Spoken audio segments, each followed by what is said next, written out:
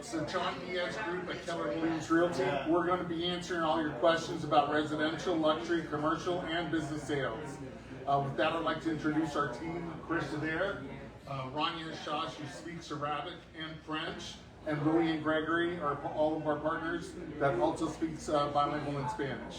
With that, I'm going to go ahead and start and kind of go over some of the numbers. And first of all, home prices are up on a national average. They're about $419,000 in Palm Beach County. A single-family home's around $650,000.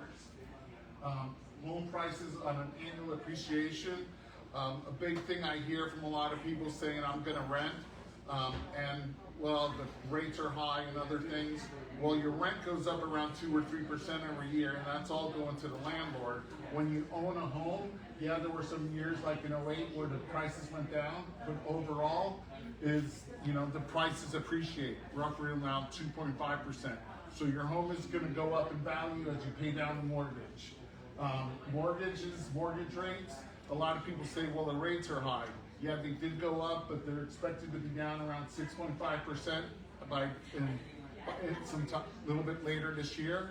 And if you look at it from the history of mortgage rates from 1972, the average rate was 7.72%. And if you look from the 80s till now, it was 6%.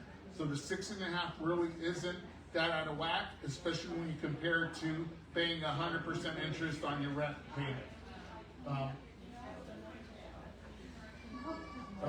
Yeah, there are 74% of mortgages are below 5%, but the interesting is this number, the ones that are 6% or higher, is 60%, and this number is increasing as people pay off their mortgages or do move and get new loans.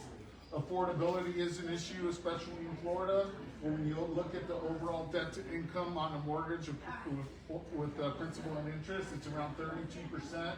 It's been like that before, and in the 80s, yeah, the prices were lower, but people paid 49% of their income to have a home. So with that, we went over mortgage rates and affordability.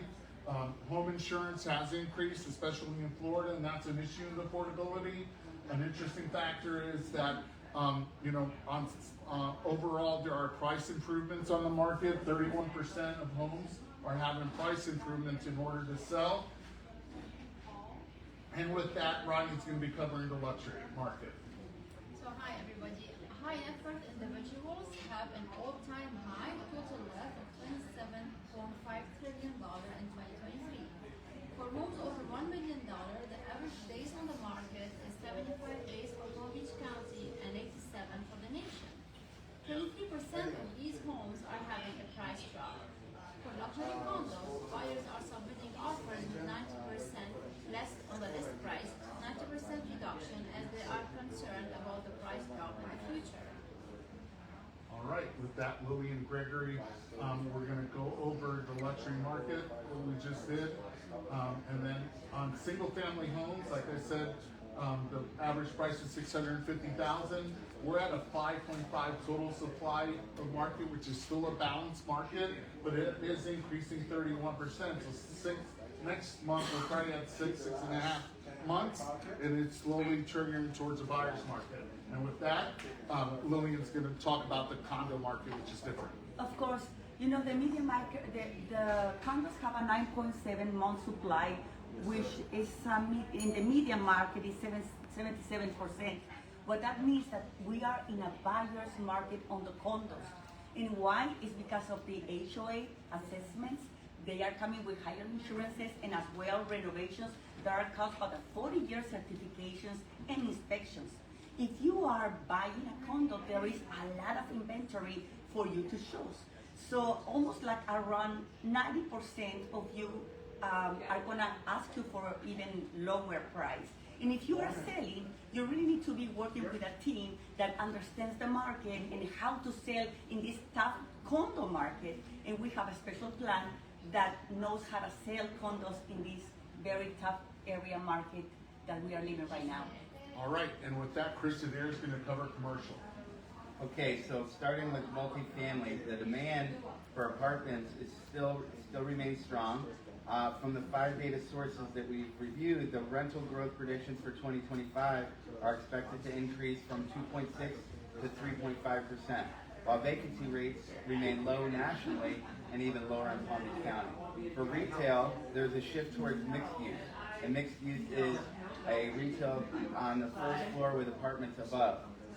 The retail sector consists of a few different segments. You got strip malls, general retail, neighborhood centers which serve the neighborhood with a like a grocery store as an anchor, larger power centers that typically serve a broader regional market.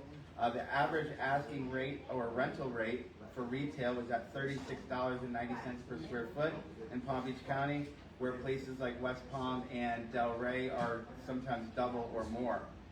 For industrial, Palm Beach County's overall asking rental rate rose 7.9% to $15.73 a square foot, while the vacancy rate in that sector was 6.7%.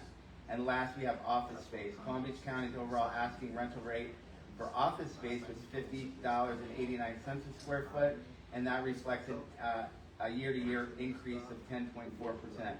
Nationally, we've seen a record high vacancy rate of 20.4%, but Palm Beach County is quite a bit less than that at 13.8%.